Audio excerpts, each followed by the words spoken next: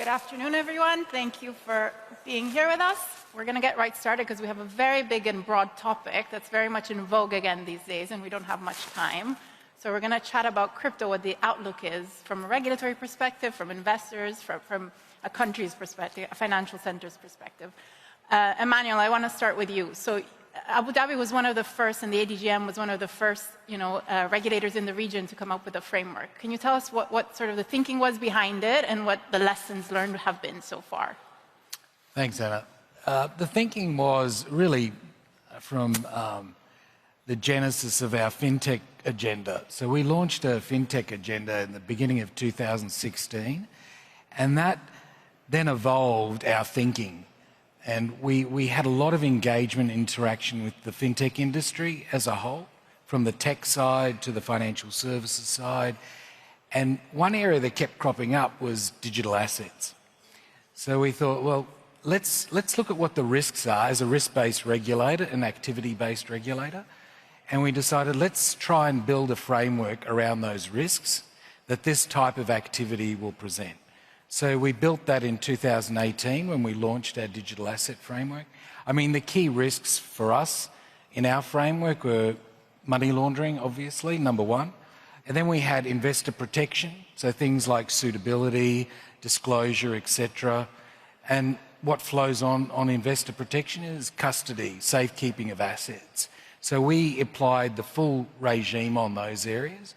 We also looked at market abuse, if there's an exchange operation. So we applied our market infrastructure framework, but we tweaked it to make it work for the digital assets. But our digital asset framework was much broader than just crypto.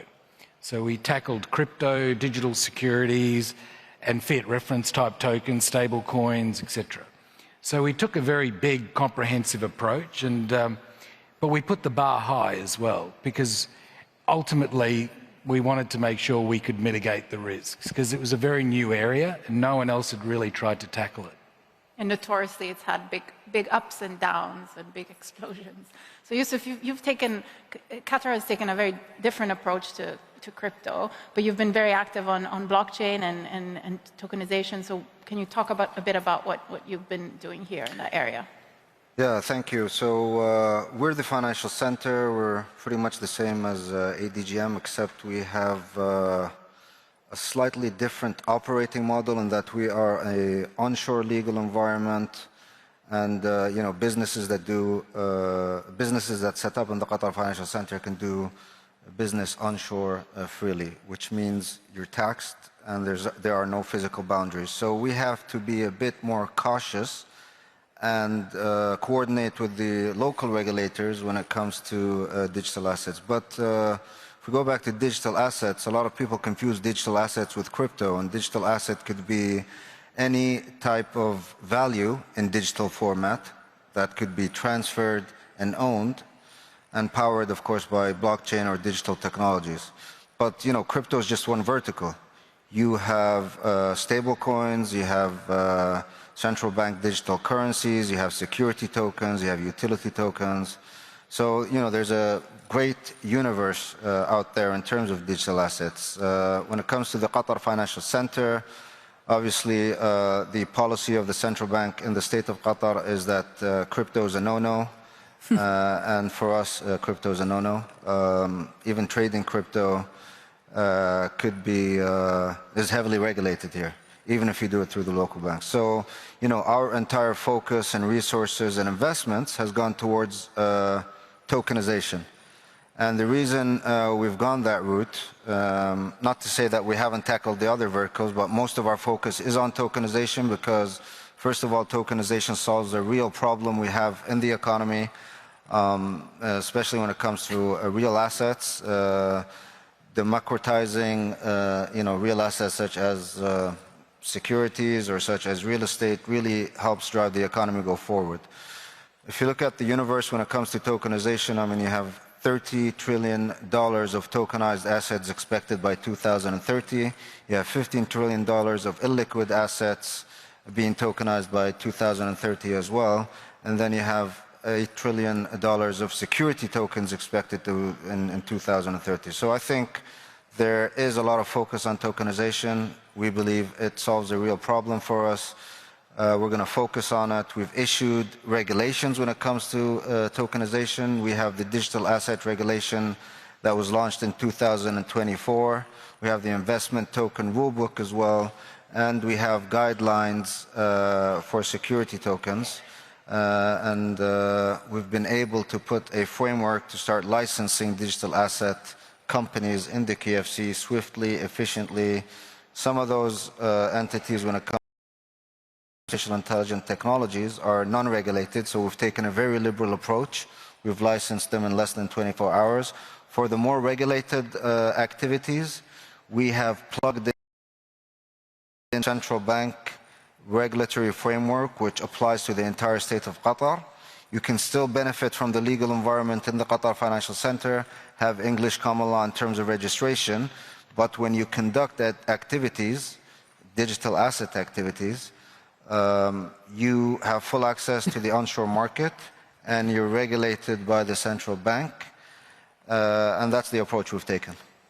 So Ola, you're as a business in the region, right?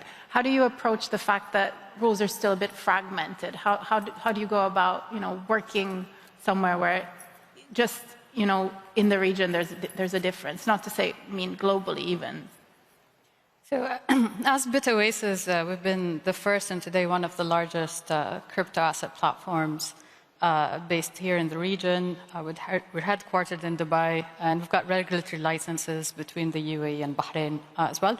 So those are the two countries or jurisdictions within the GCC where we see regulatory maturity for broker-dealer businesses that are trading crypto assets.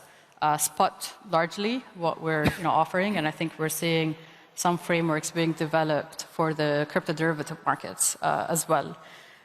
So our licenses that we have purely broker-dealer in terms of activities, and we, as part of that, can offer custody as well. And I would say the market is fragmented from regulatory perspective, correct. But overall, I think the MENA market, and especially the GCC, has been, in terms of demand and growth, has been amongst the fastest growing markets. The two fastest growing markets in terms of adoption is the UAE and Saudi. And Saudi actually between 23 and 24 has grown by over 150% in terms of crypto adoption, despite the slowness in the market, at least in 2023. Now, obviously, the market has really kicked off. UAE obviously is on par with the Saudi market in terms of growth, and majority of our activities today is focused on the UAE market. Obviously, we've just secured the Bahrain license and will allow us to serve high net worth individuals or qualified investors, with crypto services across the GCC market. But from a retail perspective, obviously there are still challenges in terms of regulatory clarity in some jurisdictions across, not just GCC, I would say, but also across the region overall.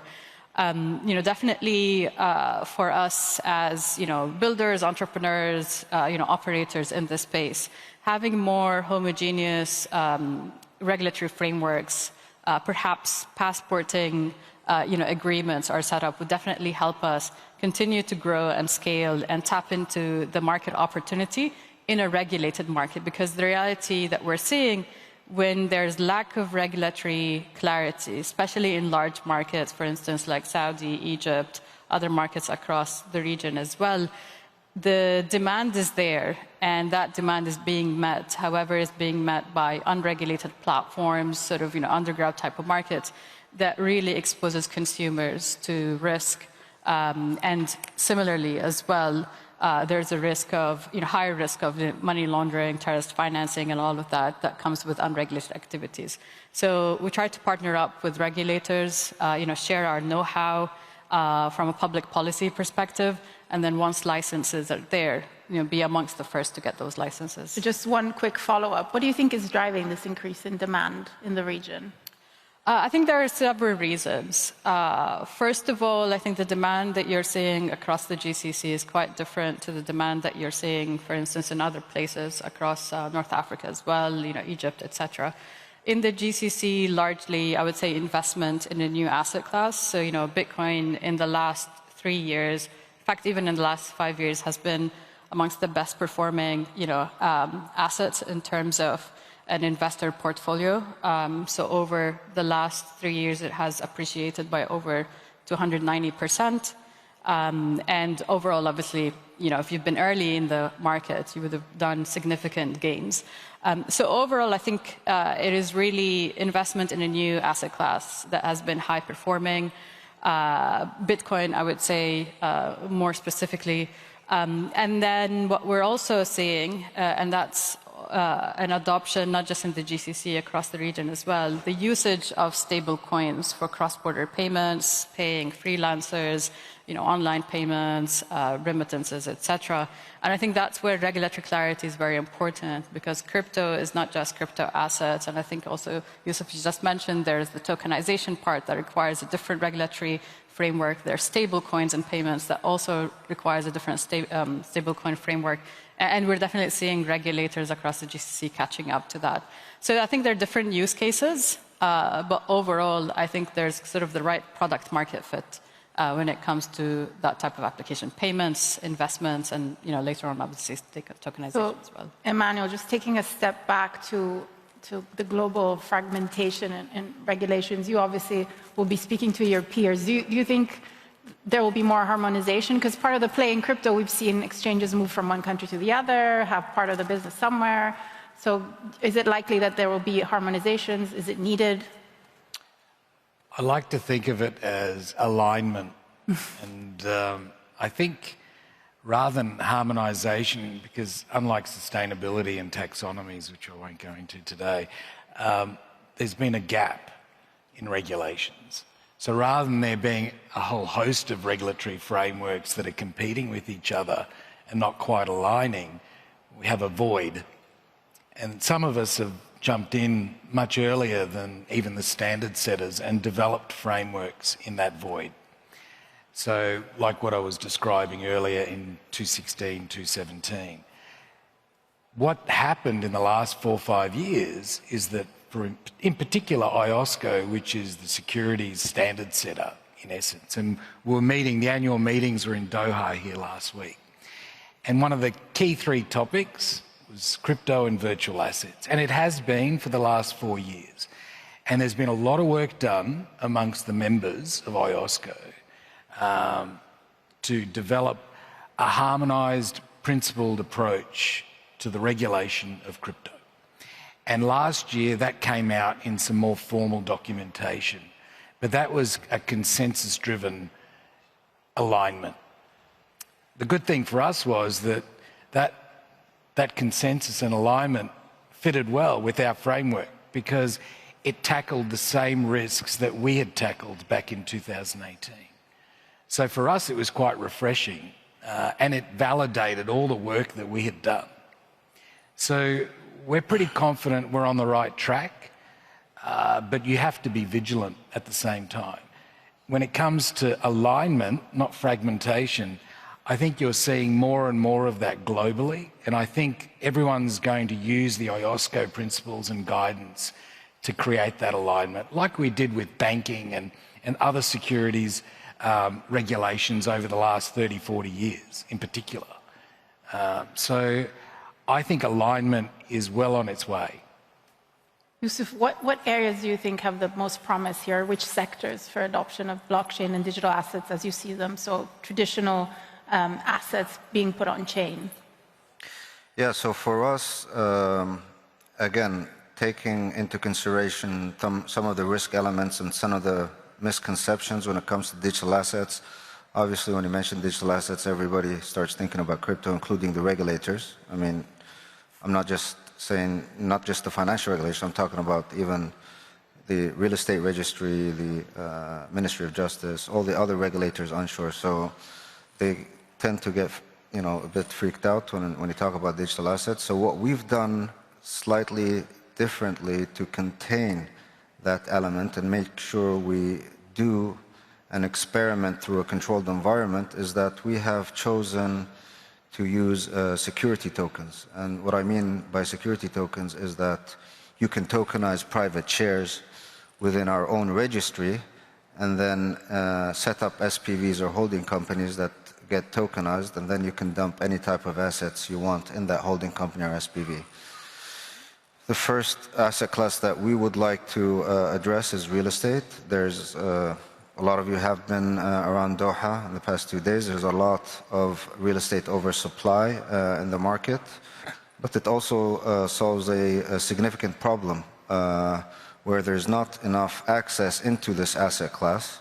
If you look at a lot of the towers in West Bay or in Lusail or in any other area in Qatar, a lot of the towers are owned by 1 or 2 or maximum 3 landlords. And these are significant ticket sizes. You're talking about a minimum of $500 million upwards. So tokenizing a tower or 2, I think, would do great good for the economy and a lot more access and liquidity to the real estate market. But that's one asset class. I'd like to see as well, Islamic financial products securitized through our corporate registration, bond issuances securitized, perhaps energy infrastructure in the near future. But what I'm saying is, through our laboratory, I would say, which is our corporate registration, we can experiment without spreading the risk all over the rest of the economy. It'll be a contained environment. If anything goes wrong, then that would be contained within the Qatar Financial Centre environment, and the risk would be managed efficiently. So, a lot of assets, I think, but we're going to start with real estate, and then we're going to start with financial products as well. Do you see this as a way to attract foreign investment? You mentioned especially real estate, potentially. Well, foreign direct investment is one of our objectives. I think what we'd want to see is some local investments in these asset classes to start with, but I think it will definitely give access to a bigger pool of foreign investors tapping into our economy, and then hopefully you'd have some cross-border transactions as well. On harmonization, I think that's a great idea. If we can, I think, if there was any harmonization to happen within the digital asset space, I think the best bet is that it would happen between financial centers, because we're a lot more efficient and swift in terms of amending regulations. I mean, it takes us less than 3 months to set up a financial services regulation and then get public consultation on it and then enact it. So we're pretty swift, and I think the same applies in DIFC and ADGM. So I think between those 3 financial centers, if we can come to a common arrangement where, digital assets and certain financial services products can passport into each other, I think that could definitely be achieved rather than a larger passporting mechanism for the entire GCC, which could happen, but I think we're still far away from that. So Ola, looking at sort of the outlook now, we talked about demand, but is there any specific area that you see having more demand? Is it coming, you're more focused on consumers, but are you seeing more activity from institutions as we're seeing elsewhere in the world?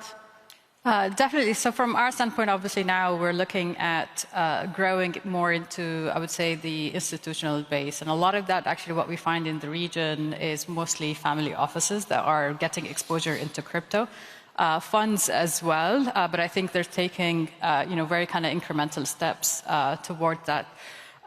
Largely, I would say in this space, there's 3 trends that we're looking at very closely, and I think will be very exciting over the next 3 to 5 years. I think, not to repeat the point, but tokenization is a very important and I think will be significant market opportunity. Today, in terms of tokenization as assets, the market is close to 22 billion, apart from stablecoins. So I'm kind of removing stablecoins from that category. And a lot of that is across the DeFi space, tokenization of money market funds, and essentially where you get better returns or better yield as you invest in the token versus into the fund directly. So I think there's a lot of that innovation happening in the tokenization space, but obviously the opportunity is much larger. And as Yousef mentioned, by 2030, actually the market is expected to grow in trillions of dollars. And that's where you see tokenization of hard assets, real estate, equities, etc. So definitely a very important vertical within crypto and high growth. I think second is stable coins and unlocking more growth through real-time cross-border payments. And there's been a lot of that activity as well, I would say, in the UAE market with opening up of the regulatory kind of friendliness or frameworks. So stablecoins, I think, is a very interesting and high growth area, unlocking also, I would say, more trade growth. And overall, from a consumer level, B2B, and from bank to bank as well, in terms of, in some sense, providing a better cross-border payment network versus SWIFT and some of the other existing cross-border payment networks. And then I think third is institutional adoption. So we're definitely seeing the ETF market growing significantly. Interestingly, actually, as a sovereign wealth fund, Mubadala has grown its exposure in BlackRock's Bitcoin ETF up to 400 million or above 400 million in terms of exposure and holdings. And I think we'll see more and more warming up in terms of institutional adoption across the region, but also internationally. And lastly, I would say it's quite interesting to see the US building their own Bitcoin reserve by way of actually allocating some of the seized assets into that. It'd be interesting to see how other countries would also respond to that. So institutional adoption overall has been growing, which is quite interesting. So do you see also, Emmanuel, from your vantage point, more larger financial firms getting interested in operating in this space, coming to you and saying, hey, can we do something in this area? Yes, is the short answer. In particular, in the last 2 years, we've noticed exponential growth in institutional interest in the framework and in different ways of approaching it, not just in terms of, say, custody, for example. We're looking at it from exchange operations, derivative-based products. So it's a range. But definitely the institutional-grade investors, I think, have changed the tide of the crypto market, but not just the crypto market, the digital asset market more broadly. BlackRock and its CEO came out, last year and espoused the virtues of an ETF, for example, but also other areas of growth in that area. So I think what we're seeing globally is the market maturing and developing. And that's important because having the institutional grade investors in the market with that maturity and understanding of financial services regulation brings the adults in the room to a large degree and accelerates the whole process of evolution of this industry. So we think it's clearly an asset class that's going to stay, and it's one that's growing. It's growing rapidly, and we as a regulatory agency at the FSRA, we want to make sure we can regulate it properly.